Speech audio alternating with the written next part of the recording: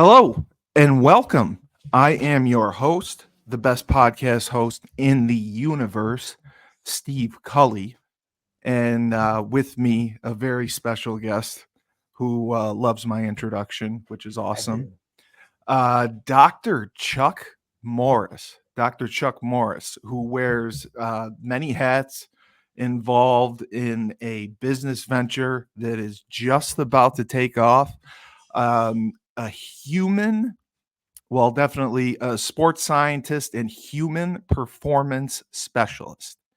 And we all need one of those in our lives. And I We can tell do. you, I definitely could use a human sports specialist in my life. So it's a pleasure to have you on. And I appreciate you giving us this time today. Thank you. Steve, it's my pleasure. And anytime I have an opportunity to encourage, empower, and educate, um, how do you not do it? How do you say no to that opportunity? I'm never the smartest person in the room. I'm always the one that's trying to figure out what can I glean from this conversation, and I want to leave the space better than I found it. So the And, invitation came out, and I said, "Let's do it." and you know what? I'm also not the smartest person in the room. I may be the dumbest, but I like to learn from smart people. So this will be a pleasure getting to talk to you and hearing about your journey. Mhm. Now, from what I read, did you initially grow up in Philadelphia, or did you kind of end up there initially? Right. Initially, I grew up in Philadelphia. We used to say we sharpen our teeth on the concrete. So yeah, Ain't that the truth? I was born and bred in Philly. I'm a Philly boy, and in the somewhere around the mid eighth grade, we moved to New Jersey. But I was born and bred in Philly. That's a city that I love. That's always been home for me. Yeah. Um, Did you take an interest in sports and athletics, early on? Did you play sports? Mhm. I mean, obviously now you're working with athletes, but Right.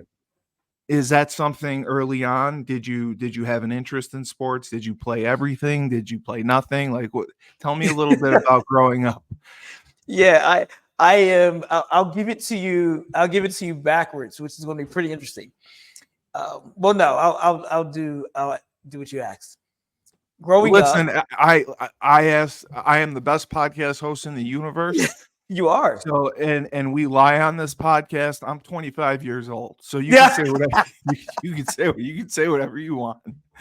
I But love it. Yeah, growing up, we played street ball, right? I oh didn't play wow, organized sports. That was our thing. We played street football. You learned how to move, and so you did hit cars and all that kind of super cool stuff.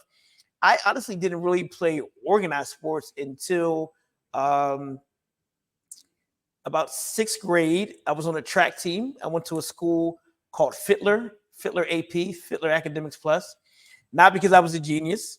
They just had an amazing, before we knew about charter schools, they had an amazing program at the school for all of the educated um, intellectuals in the county of Philadelphia. And they had a deal with the city where they had to do a lottery for kids to right. come in that couldn't pass the test. And that's how I got in.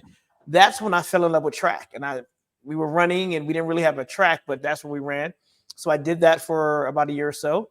Moved to New Jersey, did outdoor track for a moment, and they didn't have a track either, so they wanted to do indoor track and run inside of the building. I said, "This is stupid. No, I'm not going to do that."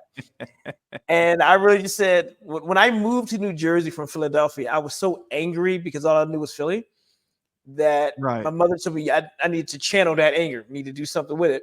So every day after school, I went to the weight room. I went to the weight room for 2 hours, and then I walked home. And one day it was a group of guys out there playing football, and it was like, "Bro, come on, let's come over here and play with us." I was like, "No, I'm good. I don't really want to." And yeah, come on, you should do it. Peer pressure of, all right, sure, I'll try it. So I'm playing with these guys. 3 months later, I'm on the football team. Wow. I'm Just on the like football that. team, just like that. I'm a D back. I'm on the football team, and never played football organized before in my life. It was. I had a good time. I enjoyed it. interesting enough, I enjoyed practice more than the game. The game was too slow for me. I had issues. I was Yeah, just you way know, too. the time in between plays, it can frustrate a lot of I was people. like, what am I doing? What am I doing? But well, and it's because I didn't love it, right? I didn't love Right, it. you kinda got talked into it. Right, like let's just do it. Now, with that being said, um, I was fast, I was strong, and I could jump high. I abandoned football, believe it or not, my junior year in high school. And here's the immaturity of me at the time. The head coach made me one of the captains in the summer, and I'm teaching guys, we're doing all this stuff, but they Were wouldn't you a start me. sophomore or a junior? I was a sophomore. He made you a captain as He a made me a sophomore. captain doing as a sophomore. I So, he clearly saw leadership abilities in you. definitely. I didn't know how to I knew how to run, jump, and pay attention and do what they asked me to do. What I didn't do is I didn't really know how to catch. I didn't know no one ever taught me how to catch a football. Yeah, you never played. I never played. They So they they paid me to threw do you in that. at 10th grade, and they said, "Here you go." Yeah. And, guess what? And You're our captain. Lead us and lead us to the promised land. I became a lockdown corner. And I came home one day frustrated. I told my father I was frustrated because of the responsibilities I had and things of this nature. But at the same time, they're not going to let me start when the season started. And my dad, he was just probably having a frustrated moment. He was like, well, just quit. And I was like, yeah, that's what I'm gonna do. I'm gonna go I home. go, I go back to school. I quit. Yeah, I quit. Not doing this no more. Literally 48 hours later, I'm like, I probably shouldn't have did that. But that was the end of my football career. Now, why did I So tell you all of that? just the sophomore year. That was it. And here's why I tell you that. With that small thing, the next time that someone actually teaches, one of my clients at the time was a Eagles love, Jason Avant. He's one of my clients, and we're training. I'm training him, and we're doing our thing. We're inside my indoor facility, and he says, "Hey Doc, listen, do me a favor, throw me I'm gonna catch a couple of balls in between sets." And I'm like, Right. "No, we're not gonna do that." He said, "Yeah, come on, just a little." I'm like, "No, I'm not gonna do that." He said, "Why?" I said, "Because I don't know how to throw a football." So at 30 years old, the Eagles legend Jason Avant is teaching me how to throw a football. Oh my god. I had been training athletes for a year, but I don't teach them how to play football. I never knew how to throw a football either, and I thought because I didn't know how to throw a football that I couldn't play football. I didn't understand early on that there were other positions and other ways to contribute. Yeah. So that's my fun. Didn't play a lot of organized sports story. What did you run in track? The 200 and the relay, 4x1. Oh, okay. Yeah. The 4 how did you do in the 4x1? I was the anchor. I was very So fast. so you were I mean, so you yourself were a legit athlete. Legit athlete. Um, Oh yeah. did you end up sticking with track? I didn't. I just didn't love it. I did it because it was something. I literally did it Yeah. because it was something to do. Yeah. Yeah, I understand that. And you were probably around your buddies as well. Yeah, my brother ran. My family, wanted to pin relays, so that's what they did. I said, okay, well, guess that's what I got to do. From there, from high school, where did you go? What was your next step out of there? I mean, did you initially know that you wanted to work with athletes, or you saw something that you thought was wrong with the way they were being trained? How did that happen as far as you transitioning from high school on? Yeah, and great question. The transition um, was not my plan. I planned on going into the army and staying there until I died and Wow. retired. That was my plan. Um, I graduated from Willingboro High School, New Jersey, Right. and I had a scholarship to go to Lock Haven University out in Pennsylvania. Division 2 school, very good Yep. school. And at the time, they had a contract with NASA. I graduated Electronic Technology Student of the Year, and I was going to do computer programming at NASA. First, wanted my family to go to college. Good God. Yeah. And NASA. Did you get to intern at NASA when you were in no, college? so Wow. the Lock Haven at the time had a great program where they had a deal with NASA, and their space program had a project at the university, and that's where I was going to go. And we told for me, high school was a job. High school was a work. It was very clear. You My didn't job like in high school, school. yeah, high school was a job. Yeah. My mom's listen, be better than everybody. Like this, it wasn't high school was a work. It wasn't even, and that was my family's plan. And interesting enough, and I can tell the story now. My mom smiles now, all these years later. And we're touring the university, and for the first time in my life was the question: do I want to go to college? It Right. was never Right. even a question. Right. Right. It Right. was never a question. And I'm walking Lock Haven University campus with like 0.1% African Americans in the mountains, and I'm looking In around Pennsylvania. in Pennsylvania, Yeah. and I'm thinking, and to do computer programming, locked in the computer lab. I said, I don't want this life. Yeah. And You wouldn't instead, have been happy. no, I would have lost my mind. You would have. I would have lost my mind. I'm the guy that they make jail for. The concept of being locked in jail would make me know I'm not going to commit a crime because I can't handle that. And I went into the army instead. It broke my mother's heart. I took the test and I scored high in all these medical things, and I literally broke my mother's heart. When I left for basic training, my mother did not come out of the room. She did not say goodbye to me. But when I She got was my she was doctorate, devastated. I made, I framed it and everything and gave it to her because I still went to college and everything while I was in. But my point in that aspect of it was the transition from high school. Instead of going straight to college, I went into the army, and I injured myself. I In was like repelling. basic training or Yeah, we had finished basic training. I was on my second MOS, and I injured my knee, and they told me, well, they're going to have to replace my knee. oh Yeah, at 20 at 19 at years old, 19, 20 years old. Oh my God. and told me, hey, we're going to have to. If you're not active, you're going to have to do this every 10 years. And I'm like, what? Wait a minute. Yeah. Yeah. And that experience is what catapulted me. At the time, I was a personal trainer. I had did the cert and all this other kind of stuff. But at that point, that's what really made me dive into human anatomy, brain function, neuroscience, and started studying abroad. What were they doing in Australia, in Asia, in Russia?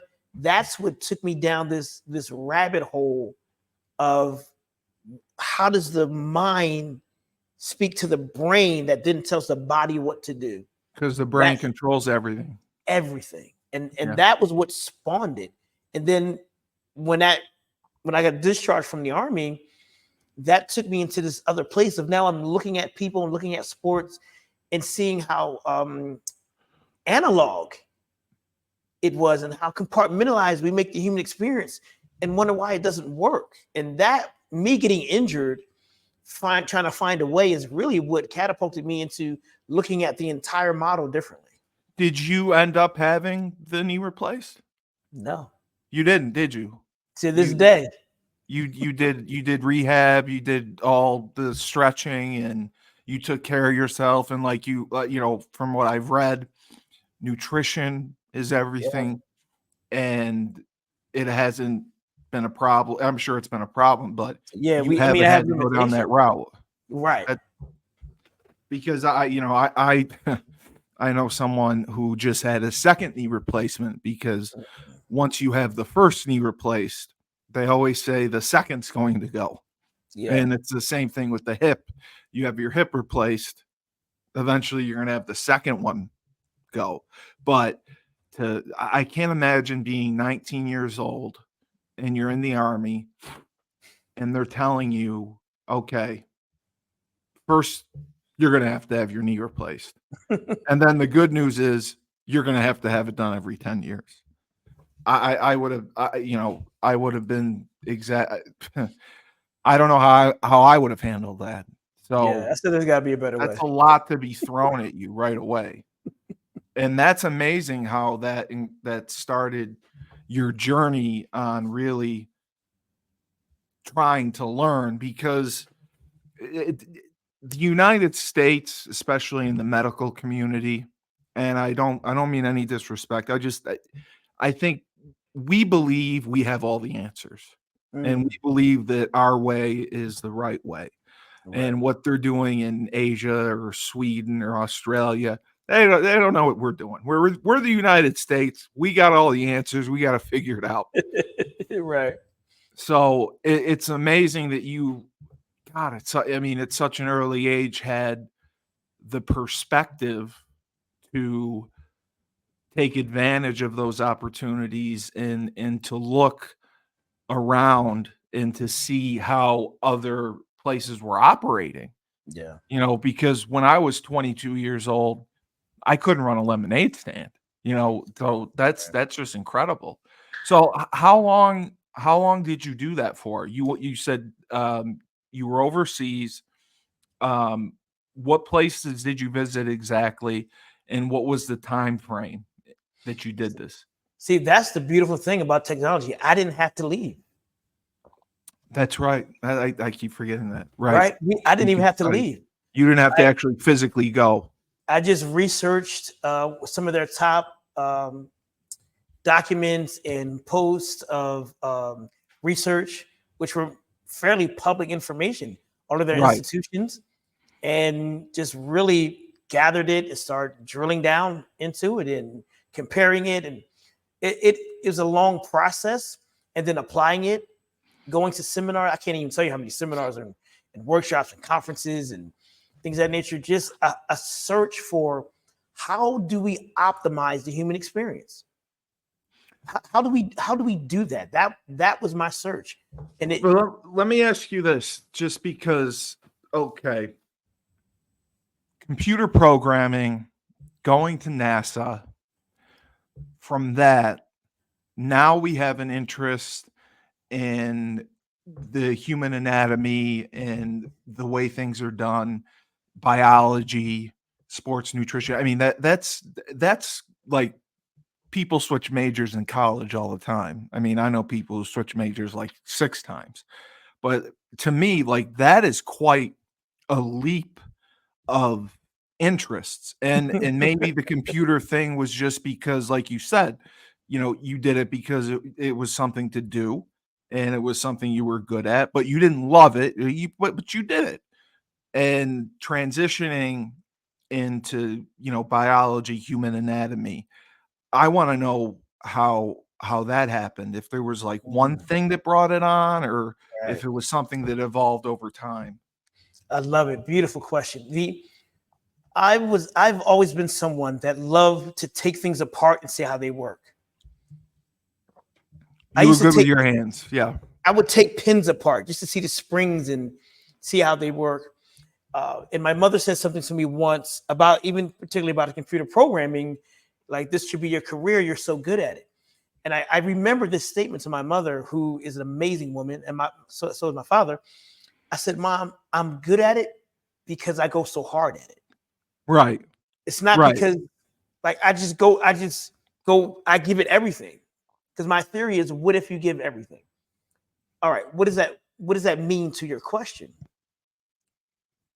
The ability to the curiosity of what makes things work is the underpinning of everything that I've done. What's the truth of how things work, and what makes them work well together, and what makes them not work well together?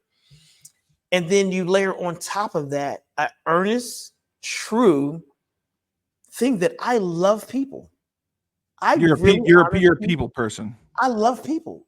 I Yeah, really, really do. And I yeah, think, I'm the same way, yeah.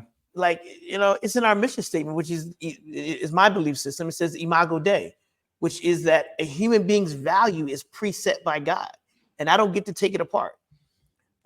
So those two things of really appreciating people and seeing people suffer so Yeah, much. yeah. And then as I begin to learn that a lot of the suffering was preventable, type 2 diabetes, stress, anxiety, I began to learn that so many of these things were, if we had the information, that we could do better. But it's not just to know better to do better. It's more than that. It's understanding all the different layers. So what made all of this come into fruition was the fundamental desire to see what makes things work,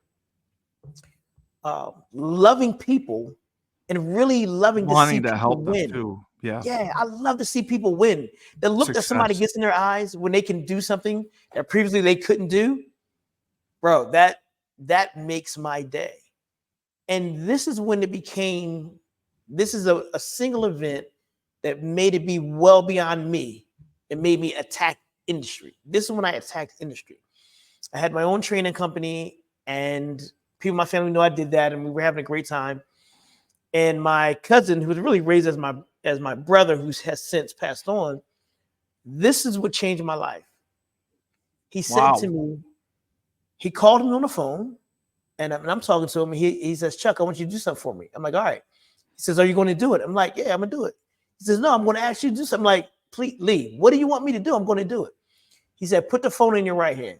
I said, it's in my right hand. And this is when the phone still had cords. He said, so put it in your right hand. I said, okay. He said, now hold it with your shoulder and put your hand down. I said, okay. He said, now take your right hand. And this is me. He said, take your right hand and touch your back. He said, go across your body and touch your back. And I'm like, okay. He said, are you doing it? I said, yes. He said, I haven't been able to do that since I was 20. Wow. And somebody that I love, that I care about, and he said to me, you have to help me. Did this just come? Was this like completely unexpected? It was complete. It was 9:30 at night. Yeah. In my kitchen, the phone rang, and I You answered. didn't know anything was wrong with the guy. Nothing. Nothing. I mean, I knew he was overweight, but I love him, so it's whatever. And he began to talk to me about how he felt in his body, about how unhealthy he was, about getting on planes and embarrassments. I mean, he began to just pour out. He began to just, I'm sorry. You can answer the phone on the podcast if you Yeah, want. it's all right. He just began. This is my phone? Okay, that should have been on vibrate. I'm sorry. No problem. Let me rewind. So he began to just like pour out to me what the trauma of it. And I literally said, that's unacceptable. No, that's unacceptable.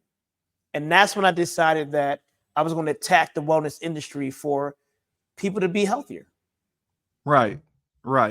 And if you don't want to get into this, you don't have to. I had just read that, there was some trauma in your life that also influenced you. I didn't know if this was the one or if there were other traumatic incidents that made a difference. If you don't want to get into them, you don't have to. It's just my job to ask. And you are the best podcast host in the universe. In my own mind. I would expect nothing less. Yes, I had a young nephew, and at this point, I'm very successful as a sports trainer. I'm with a lot of different people, and I'm fairly well known. And I had a young cousin who I love, and he had a lot of football skill, a lot of great skill, and he just couldn't really connect. Issues would happen in life, and he would just keep missing these opportunities. Everything Catholic school, but he would make life decisions that would just keep throwing him off. I know about that. Right? He was just and he couldn't recover.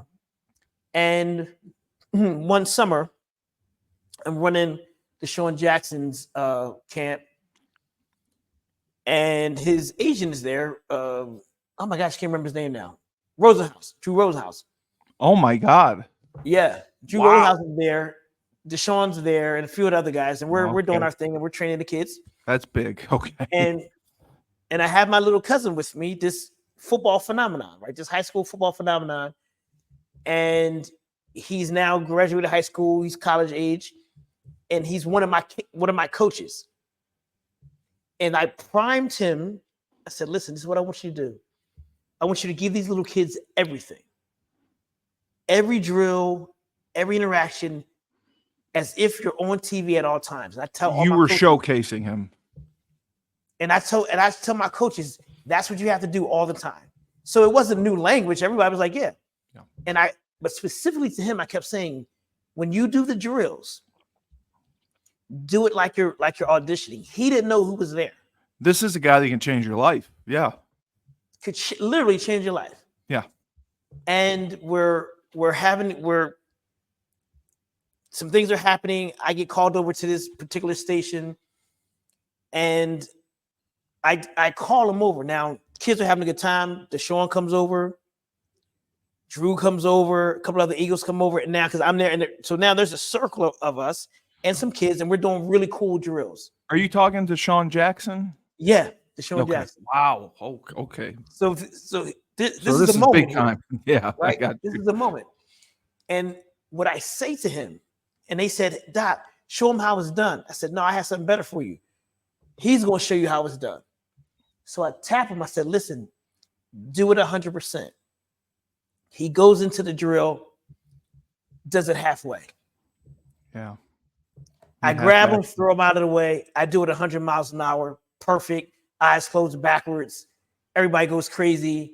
And I'm like, this is what we're doing. Because we were telling the kids that these little drills that you're doing are all building up to this bigger ability. And that was how old was he at the time? He was 20. Jeez. He was 20 years old. You know, I honest to God, I'm not just saying this. I don't blame you. The parents, the way they raise their kids. I mean, you're not with them 24/7.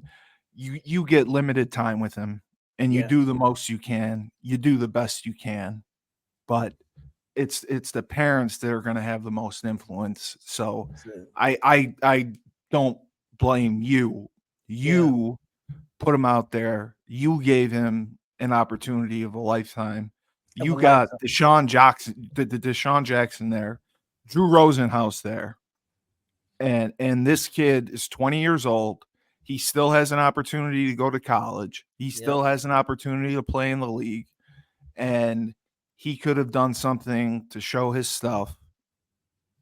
It would have been life-changing. It would have changed his life. And in that moment, Drew is literally there. I finished the drill. Drew comes up to me, shakes my hand, grabs me. He was like, man, that was amazing. I wish you played. That's what Drew Rosenhaus said out of his mouth. Then we broke up. I can see that. I grabbed him and I said, do you know who that is? And he didn't. And I explained to him who those people were. And then he wanted to start crying. I said, no, don't cry, because here's the problem.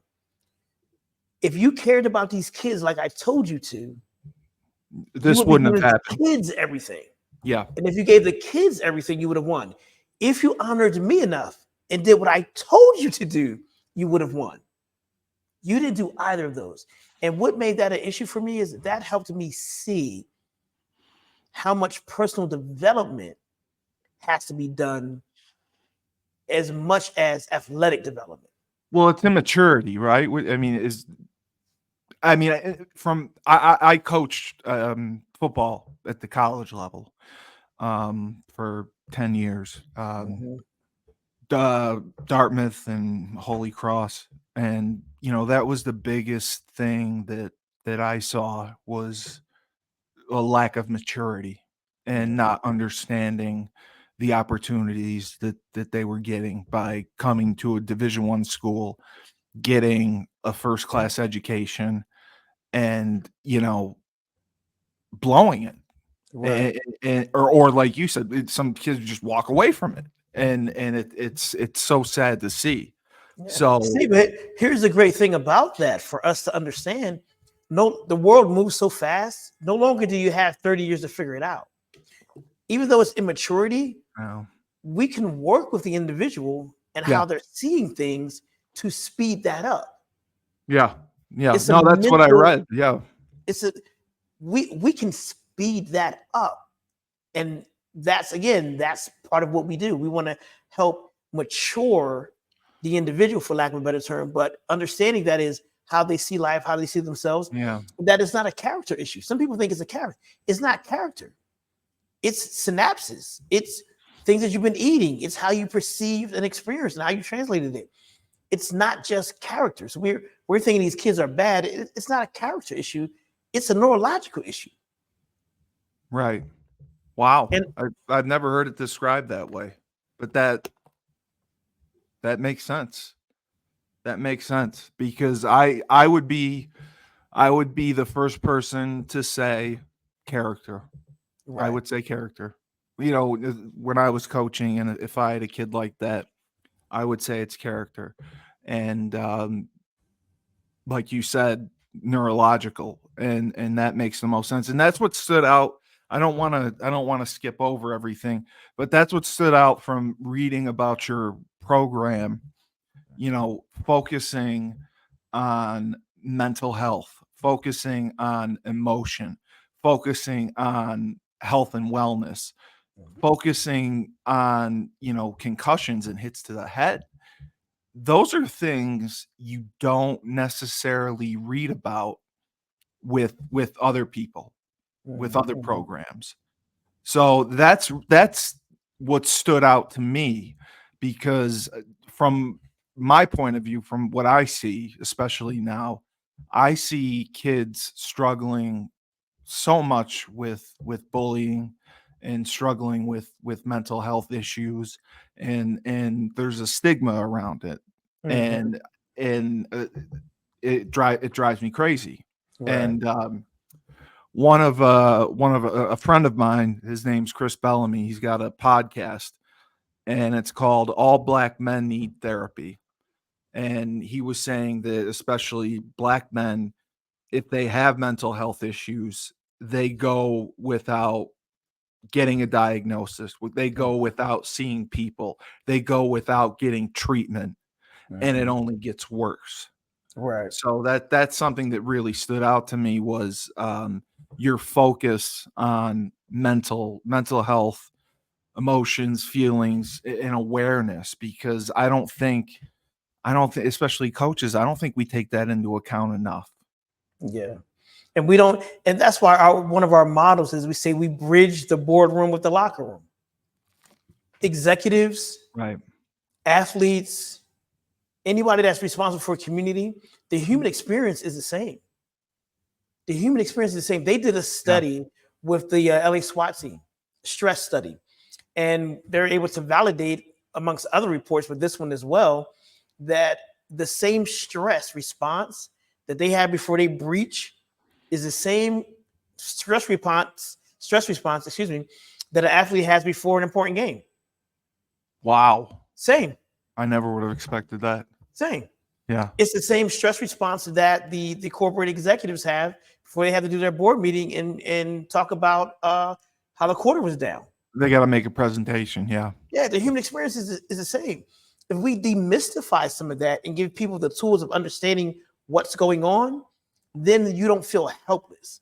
We have, for the first time in human history, we have enough technology, resources, and data to be preventative in our Right. care. Instead of proactive instead of Yeah, reactive. Yeah. and do and adjust things like stress. People make the statement of stress free, and you got to find it. There's no such animal.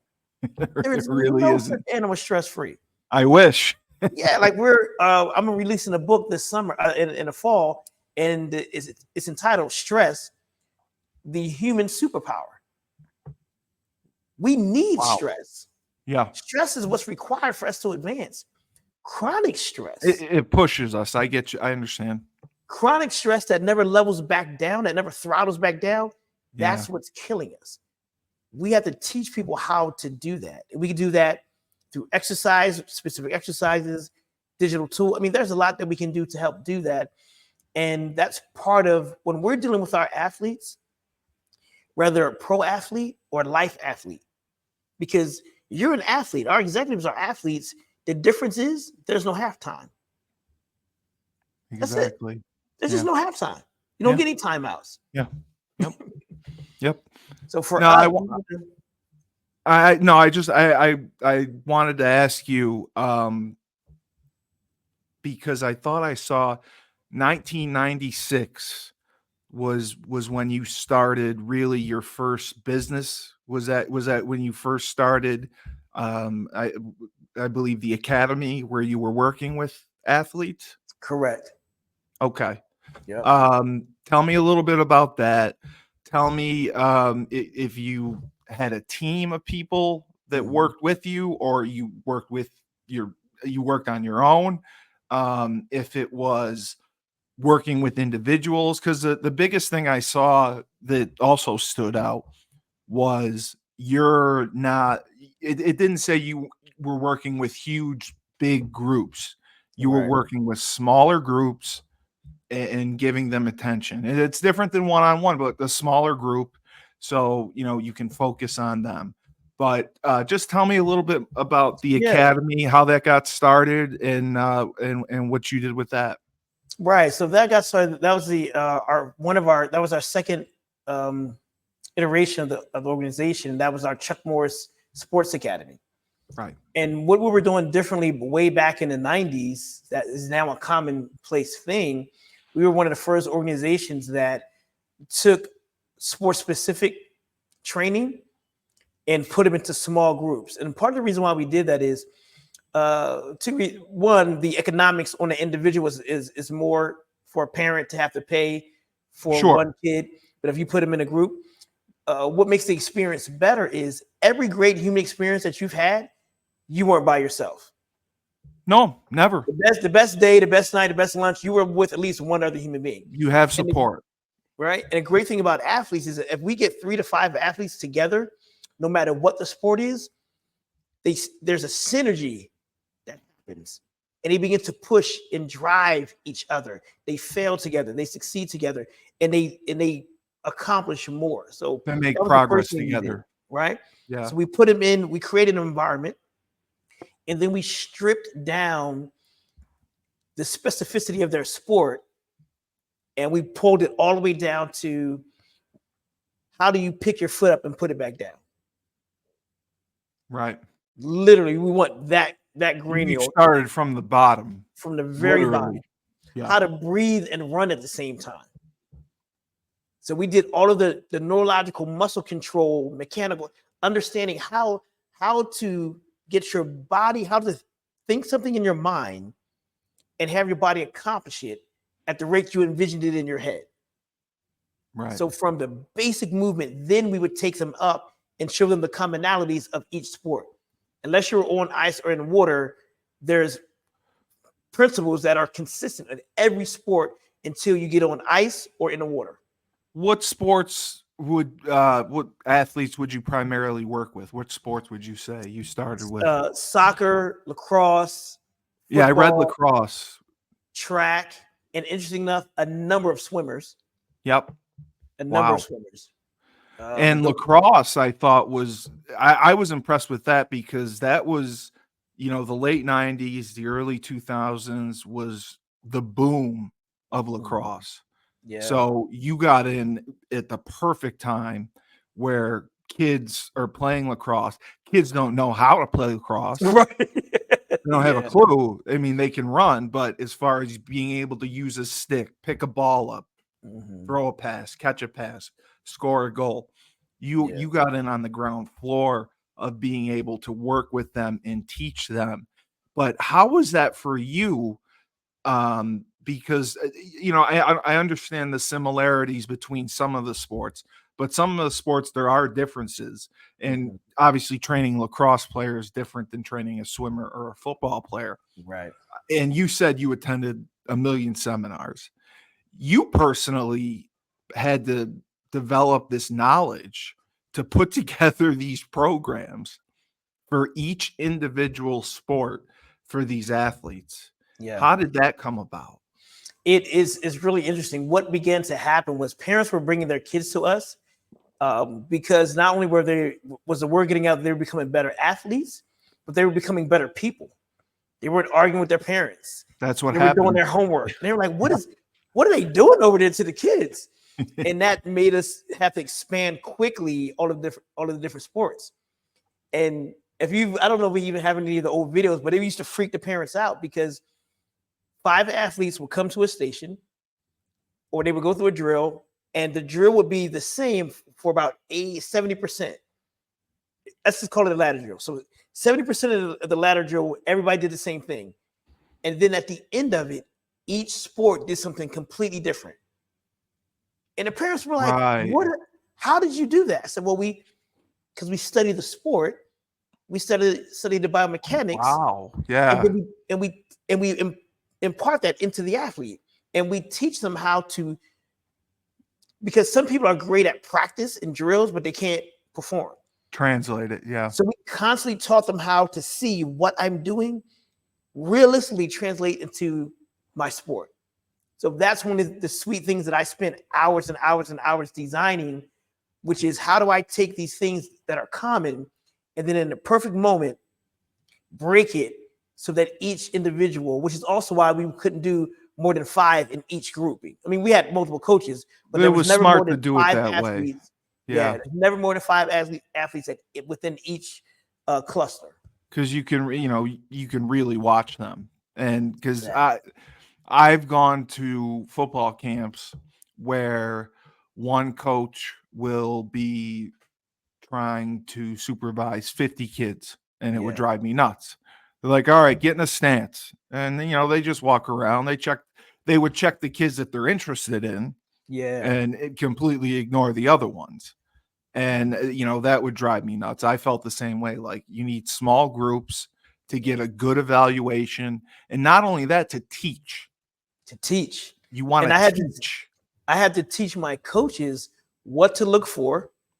And I'll just use a ladder because everybody likes to use ladders. But I would teach my coaches what to look for. So what body parts to look at a specific time during a specific drill.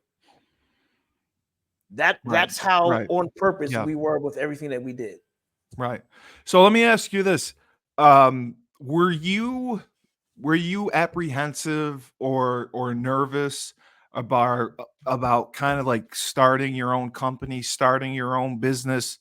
Because I mean, you were at a very young age.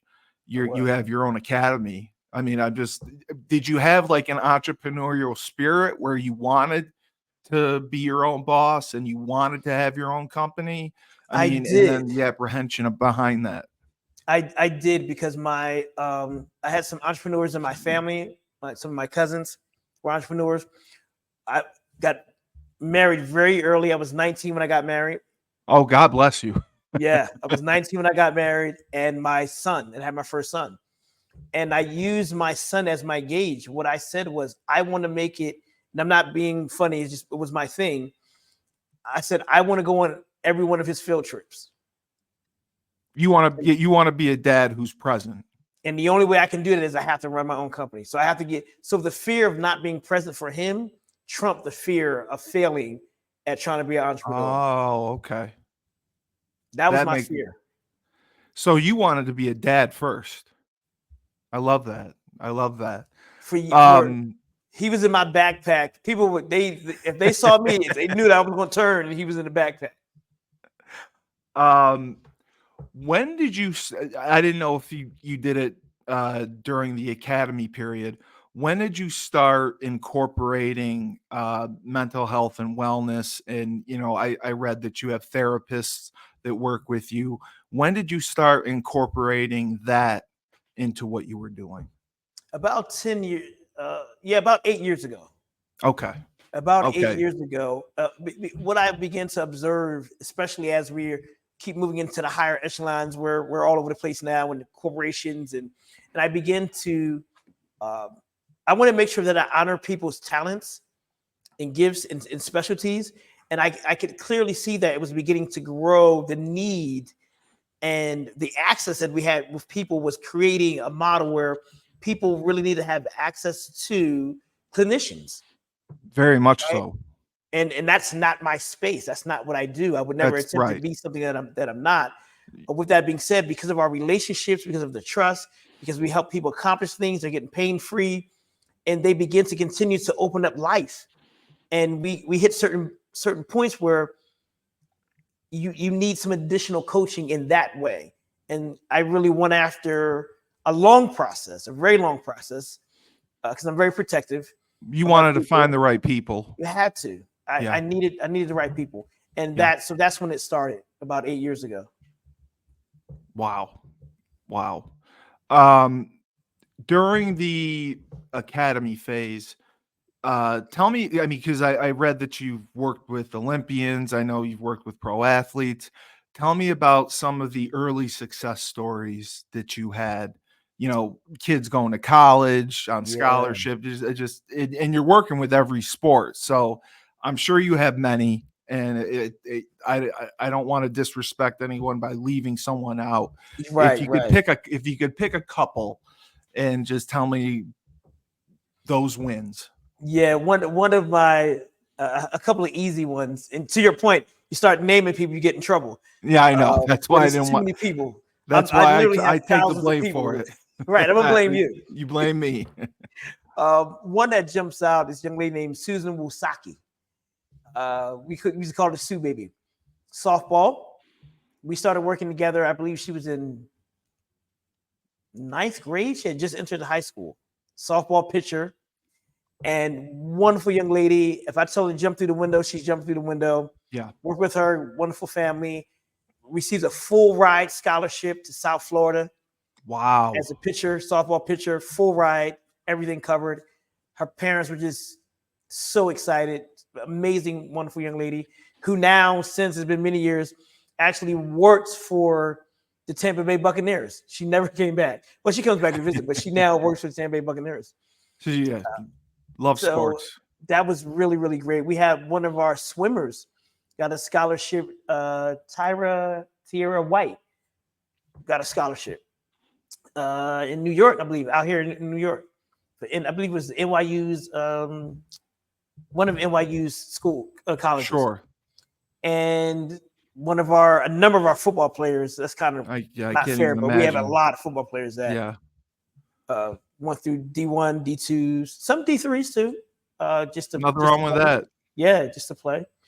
So I've been blessed. We had to do a piece a couple of years ago for the U.S. Army because the U.S. Army was my sponsor for a short period of time because Sure. of programs we did for young people, and I was the health and fitness coach of the entire city of Philadelphia. So we've had some great things, and I had to go to a speaking event, and they did the equation between television videos in the years that I had touched directly over 5,000 people. And then indirectly, based on that equation, it was like 20,000, 30,000 people. And Right. Right. I was like, Wow. wow, like, it just kind of like blew my mind. But I said, Yeah. okay, we've been doing this for 29 years. So I guess You're making a difference. we're making a difference. Yeah. And having a positive attitude has everything to do with that. I'm sure Yeah. when you're working with someone, you know, you're hard on them to get the best out of them. But you have a tremendous attitude and you have such positive energy that people are going to be drawn to you. And like you said, you're a people person. I am. I'm a people person as well. I love to hear about their experiences. I love to hear their journey. I love to hear how they ended up where they are. I love Yes. to hear their wins. I love to hear their losses. I'm the same way as you. But the big thing happening now, your Fulcrum Sports Lab, you have gray matter, you have so much coming out, Midtown Biohack. Um, Talk to me about developing, like, this seems like the next evolution from the Yeah. academy, but this seems like it's next level and it's going to change the face of how athletes or people train and their health and wellness. Yes, we're there is a paradigm shift that has already happened. Right before COVID, we were looking for our third location, and then the world turned off. Yeah, Now we are literally in Times Square I in know. Midtown Manhattan, and it's we are in the we're Midtown Biohack, and we're changing the concept of luxury. Luxury used to be nice tiles, marble, all that. No, when it comes to health and wellness, luxury for us, we're saying luxury is guaranteed results, actual rejuvenation, and hyper personalized. Quality of life That's what you're luxury giving is. people. Yeah. We've curated the most advanced technology on the planet, condensed it into Midtown Manhattan, Right. bridging the boardroom and the locker room. So the same stuff we make available for our top 1% Yes. athletes, we're making available for corporate executives and in general public. People who want to better themselves. People that want to better themselves and quantify it, measure it all, not just guesswork. We have just walk you through quickly some of the when you say that big statement, it's like, well, what does that mean? I'll give you some basic things. People on average train anywhere from 35 to 55 minutes per day. Our system that we deploy, clinically validated, you give us 45 minutes one day.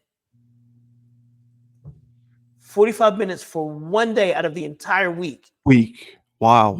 You'll get validated 72% greater results. You're telling me, Come on. working out one day, 45 minutes.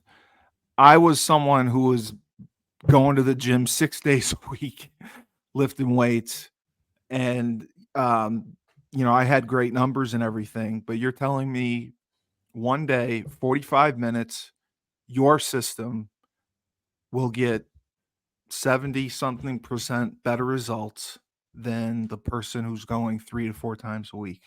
Guaranteed money back. Money back guaranteed. Money back That's guaranteed. powerful. That's I've been doing a money back guarantee since 1998. I haven't given anybody money back yet. Wow. And I didn't even have this technology. So, I've seen pictures of the technology. Can you tell me a little bit more about this technology? I'm sure you're into analytics, but tell me about this technology that you've either developed or you've gotten that has helped you along the way to produce this system.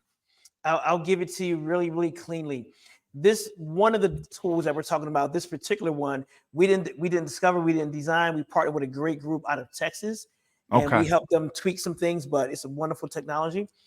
The most basic level, think of it like this: if there's a pyramid, if you want to get really big and strong, you lift really heavy weight 1 or 2 times, like power lifters. You want to get muscle development, hypertrophy, you take a not quite as heavy, you do that 12 to 13 times. Reps. You want to get really repped and shredded and cardio, then you do something like 20 reps.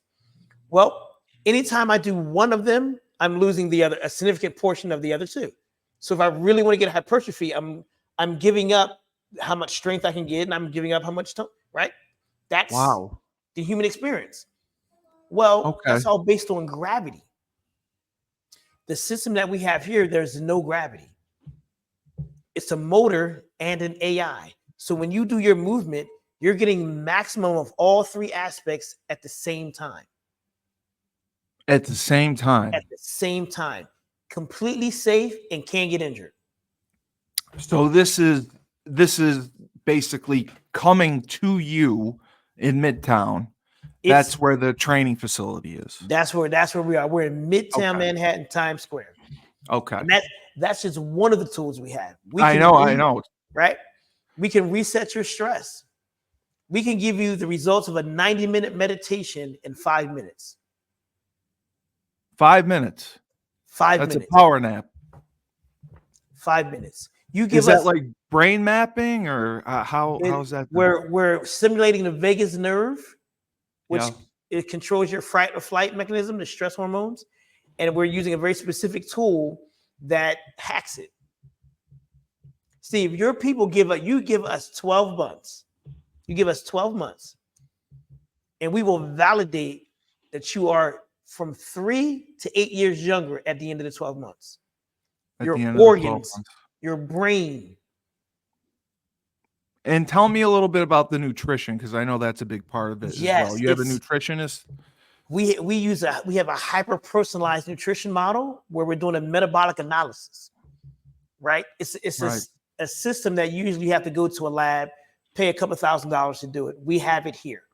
So you come in and we do a hyper-personalized assessment of your entire metabolism.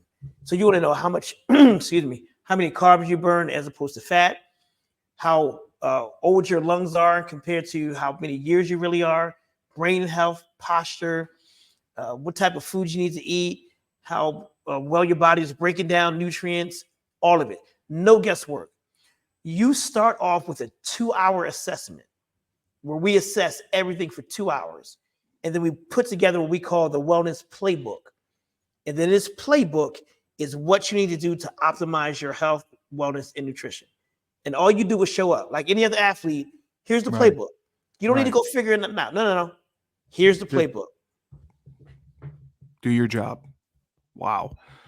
Now, you obviously have to be in demand because you're a popular name, you're a success, you've made so many other people successful.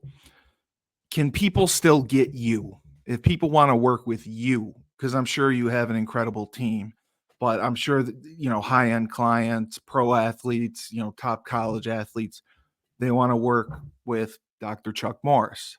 Right. Are they still available to get you? And in on very a limited basis. extremely limited scenarios. Yeah. 7.5 years ago, we had a great consultant, paid him a lot of money, came in. This is what he told us. He says, Doc, your greatest benefit is how amazing you are. Your greatest detriment is how amazing you are. So I spent 7 years creating a system so that I have a team that's been with me for 10 years, but we spent time creating a system so that everybody can make sure they get the results. They're getting you. They're getting you through the system.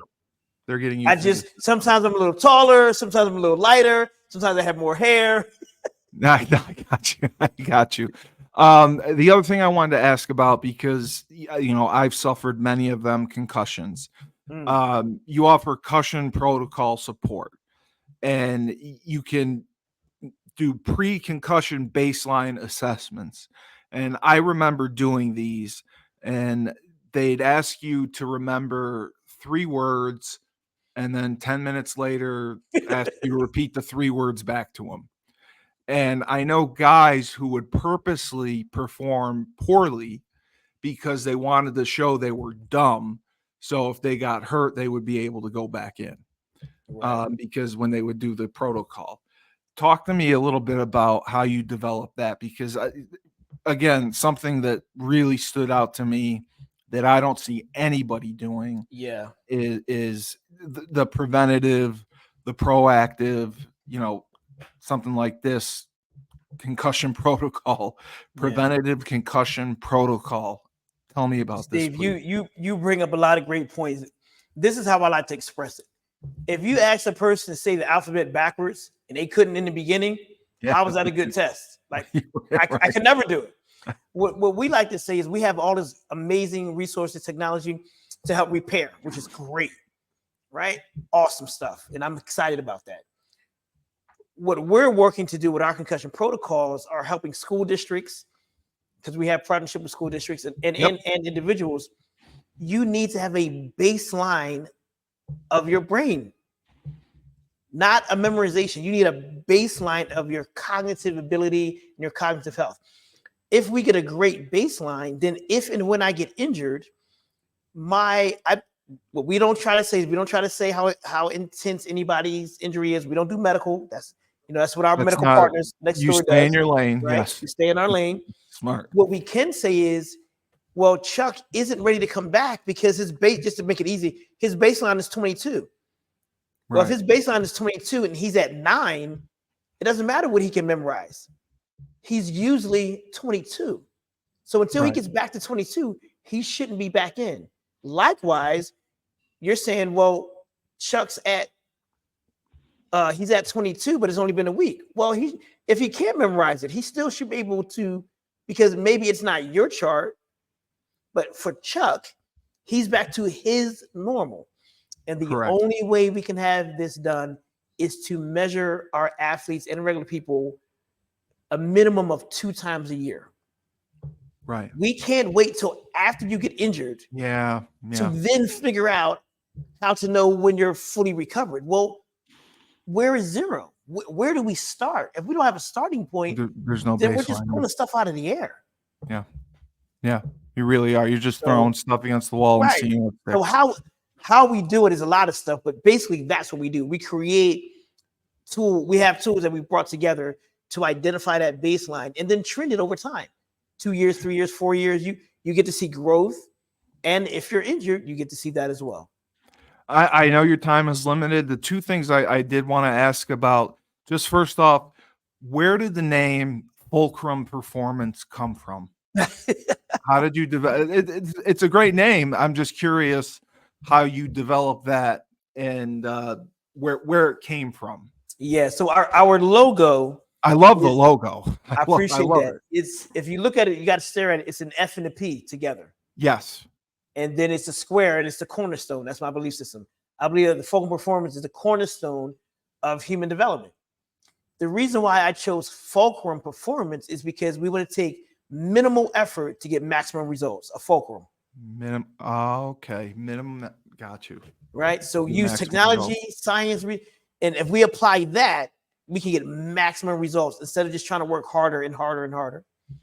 And the performance is exactly what it does. How do we create the fulcrum for human performance? That makes a lot of sense. And I get it now. And I do love the design, and I will be Thank you. ordering a t-shirt. And then gray matter.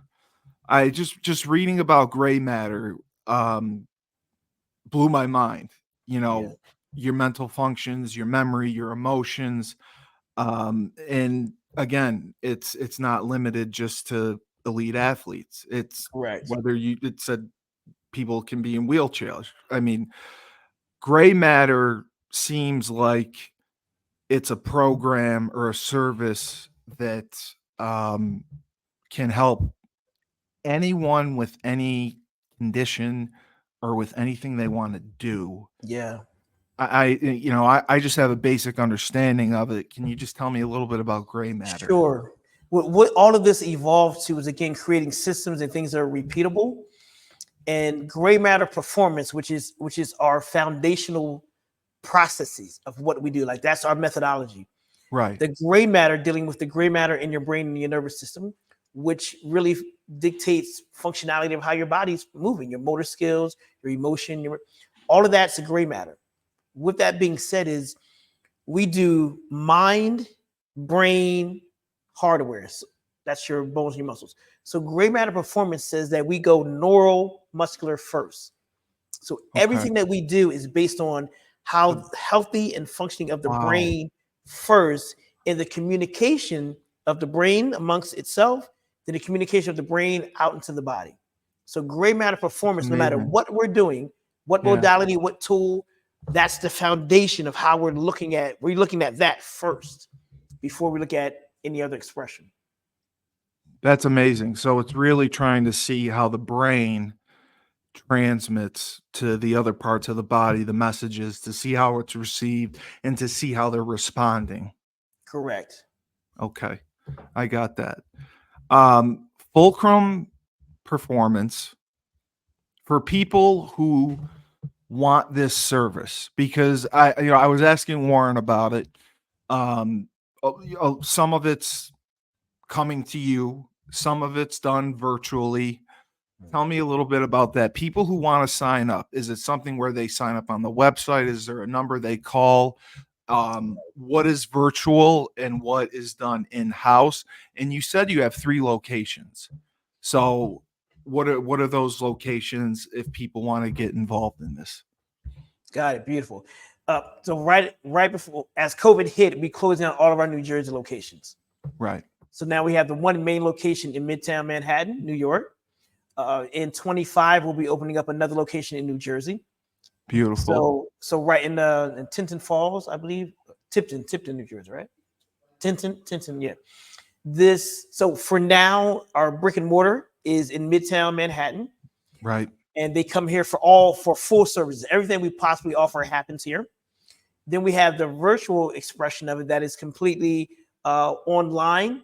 Yes. That is a coaching model that takes you through online coaching services, which I found very interesting. I was reading about that. Yeah, and then we have the satellite model, which we do for sports teams, schools, and corporate entities, where we show up. You'll go, right? We'll do a metabolic analysis. and then we'll put together training programs based on that metabolic analysis. So we'll come to them and we'll do a body mapping to see how their body is moving in space, see if there's possibility of any kind of injuries that they can have, and then prescribe for them preventative exercises to decrease the probability of that injury on site.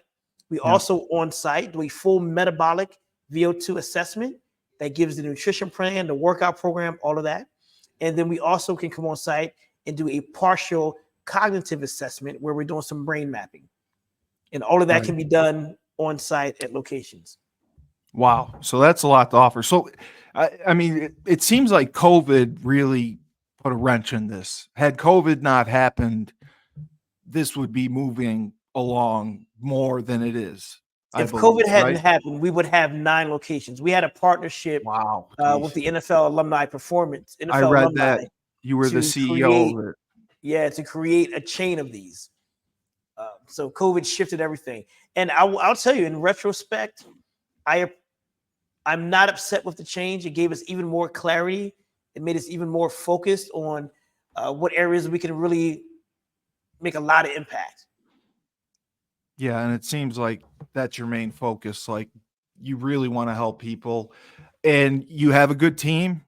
I'm sure you have a good support team. They're amazing. You're down in Midtown Manhattan. People are going to be coming to you. You'll work with anyone from athletes to CEOs to people who just want to have better health and wellness. You offer several different services. There's something for everyone. There's something for everyone. So I'll give you the last word. Anything that you want to say, anything that you want to promote, anything that you want to leave us with before we post this podcast and you become famous. I appreciate it. I'll say this to get us. The website is madeinTheLab.us. I saw that. Yep. MadeinTheLab.us. Or you can just go to Midtown Biohack, midtownbiohack.com. And that's how you contact us. And the closing thought is everyone is great. You just need an opportunity to be great. Everyone is great. Everyone does need an opportunity to be great. And I think also, self-confidence is something people are lacking. They got to believe in themselves. They got to have that self-confidence. So I completely agree with you. So again, thank you so much for giving us your time. Again, I had no idea what I was getting into with this interview. I had no idea why he wanted me to interview you. But then after reading, I felt like, God, I'm a dope. This guy is a somebody. This guy has been making a difference for over 20 years. And you look like you're 24 years old and could still play and run a 4.340. So that's the plan, Steve. I'm going to slide into my grave like that. I still think the Eagles could take you out there and do something with you. You look great. So I appreciate you. Thank you again for giving us your time. This is Dr. Morris, a sports scientist and human performance specialist with Fulcrum Performance Labs. Is that what Fulcrum? You got it. Yep. Fulcrum Performance Labs. Just an incredible man doing incredible things for people. And I think this is really going to take off. Thank you for being with us today on the podcast. Appreciate you. I'm definitely going to have you on again because I'm going to have a million more questions. I apologize. Well, you know where to find me. I appreciate you, man. So just remember, when life gives you lemons, don't make lemonade. Take 2 oranges and throw them back at life.